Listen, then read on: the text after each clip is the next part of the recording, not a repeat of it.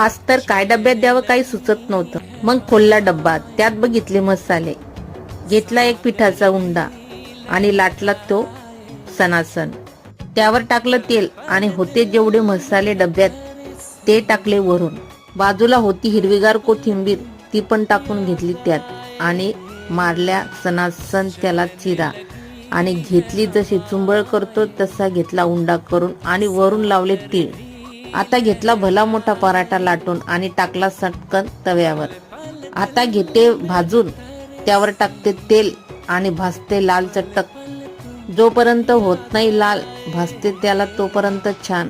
आता घेते काढून आणि उचलते त्याला आणि मारते दणादण झपके, म्हणजे फुटेल तो छान. आता भरून घ्या डब्बा, सोबत खायला द्या लोणचं किंवा दही. मग बघता काय, घ्या करायला, करा आणि खाऊ घाला.